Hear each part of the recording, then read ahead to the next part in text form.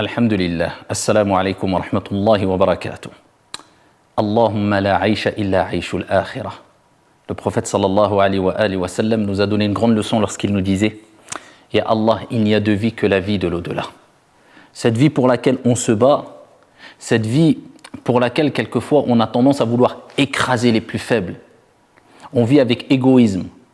On a l'impression que c'est une foi en soi-même et c'est l'objectif absolu. Cette vie qui est éphémère, cette vie qui passe vite, cette vie qui est très courte. Eh bien le prophète sallallahu alayhi wa sallam nous a rappelé que Allahumma la aisha illa aishul akhirah. Ya Allah, il n'y a de vie que la vie de l'au-delà, c'est-à-dire de réelle vie. Pourquoi ? Parce que la vie dans l'au-delà, c'est une vie éternelle. Est-ce que c'est comparable avec une vie qui a un temps bien délimité, qui est une vie très courte ? Combien de temps on va vivre ? 30 ans, 40 ans, 50, 60, 70 ans, 80 ans. Allez, sur toute cette période, enlève combien d'années de ta jeunesse, de ton enfance, combien d'années de sommeil, combien d'années où tu as passé ton temps à travailler, combien d'années où tu as passé ton temps à manger, combien d'années, qu'est-ce qui te reste vraiment de cette vie ? Allahumma la aisha illa aishul akhirah. Et Allah, il n'y a de vie réelle que la vie de l'au-delà parce que ce n'est pas comparable. Et cette vie, elle ne vaut même pas une gorgée d'eau. C'est pour cela qu'il est rapporté que Haroun al-Rashid, quand il était dans son royaume, dans son palais, il voulait boire et un de ses courtisans, Ibn Sammak, avant qu'il boive, il lui dit « Attends ». Il dit « Ya Amir al-Mu'minin, oh prince des croyants, que donnerais-tu si on t'empêchait de boire au risque de mourir ?» Il dit « Par Allah, si je n'avais pas d'autre choix, je donnerais la moitié de mon royaume. » Il dit « D'accord, khalas ». Il le laisse boire. Une fois qu'il a bu, il lui dit « Oh Amir al-Mu'minin, ô prince des croyants, que donnerais-tu si cette eau que tu as bu restait coincée, akramakumullah, dans ta vessie, au risque de te porter un grave préjudice ?»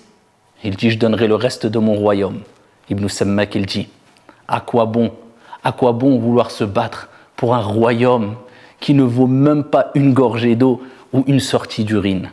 Allahumma la aisha illa aishul akhirah. Parce que juste le fait de boire, l'eau c'est une richesse.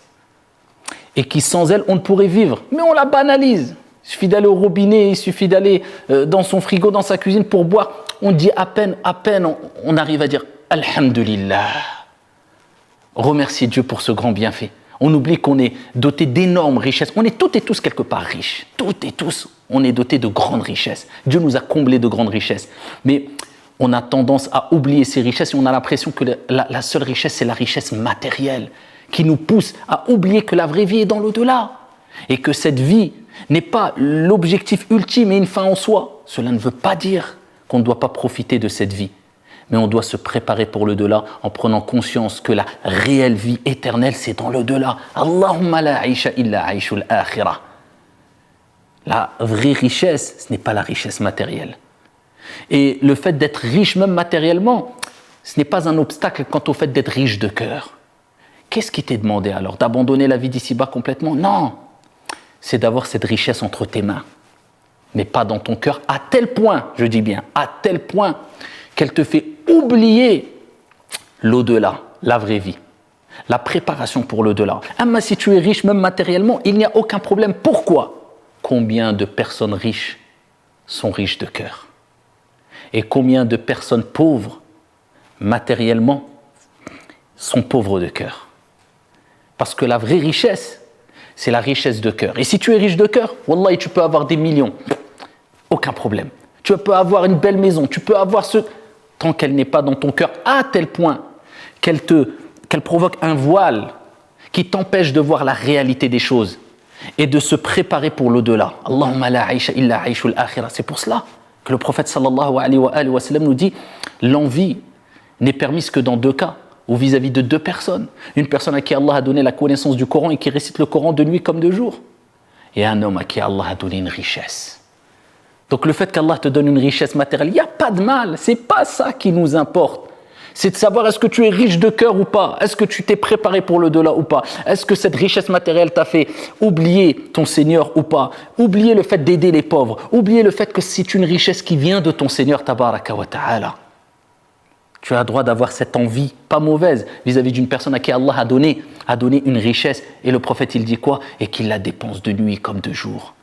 Il profite avec, mais il la dépense. Il pense aux pauvres. Et il sait que al-mal, et que c'est un test. Et il profite, mais il fait profiter les gens aussi. Il n'est pas égoïste, il n'est pas avare. Celui-là est un riche matériellement et riche de cœur. Et Allah nous dit dans le Coran, زُيِّنَ لِلنَّاسِ حُبُّ الشَّهَوَاتِ مِنَ النِّسَاءِ وَالْبَنِينَ وَالْقَنَاطِرِ الْآيَاتِ. On a enjolivé aux gens le plaisir de quoi? Et il cite les choses qui nous attirent naturellement. L'argent, les enfants, les chevaux de marque, le bétail, les champs, il donne des exemples. Donc la preuve qu'on peut aimer les biens d'ici-bas, on peut aimer l'argent, ça peut rentrer dans notre cœur, mais à quel degré, à quel point? C'est un amour naturel qui est contrôlé et qui ne t'empêche pas de te rapprocher de ton Seigneur, aucun mal. Mais si c'est un amour ardent, qui te rend aveugle et qui te pousse à agir avec animosité, prêt à tout pour gagner de l'argent, aucune éthique, aucun cadre, là c'est problématique. Et là tu as oublié la parole du prophète, Allahumma la aisha illa aishul akhirah. La vie elle est très courte, la vie est éphémère. Kullu nafsin dha'iqatul maut. Toute âme goûtera à la mort. Qu'est-ce que tu as préparé pour ton Seigneur? Vie et des projets. Projette-toi. Quand tu adores ton Seigneur, adore ton Seigneur comme si tu allais mourir demain. Et quand tu as des projets de vie, et ces projets de vie comme si jamais tu allais mourir. Comme si tu n'allais jamais mourir, il n'y a aucun problème. Voilà le juste équilibre. J'adore Allah et je me dis c'est peut-être ma dernière prière, c'est peut-être ma dernière bonne action, c'est peut-être mon dernier acte d'adoration. Je me concentre, je le fais au mieux. Et quand je me projette dans mes projets, pas de problème. Je ne dis pas je vais mourir demain, sinon je ne ferai aucun projet et je vais rentrer dans une certaine dépression obscure. Mais n'oublie jamais, Allahumma la aisha illa aishul akhirah, et que cette vie, elle reste éphémère, c'est une vie de test, c'est un examen, et un moment viendra où Allah subhanahu wa ta'ala ôtera la copie qui est devant toi et ne te permettra plus de continuer à marquer des points et donner des bonnes réponses.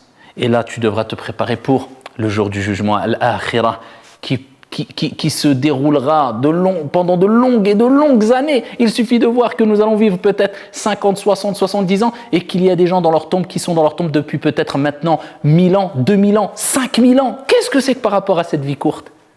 Allahumma la aisha illa aishul akhirah. Qu'Allah subhanahu wa ta'ala nous accorde une bonne compréhension, une bonne vie, une bonne fin, et qu'Allah jalla wa ala nous réunisse toutes et tous au paradis. Amin ya rabbal alamin. Wassalamu alaikum.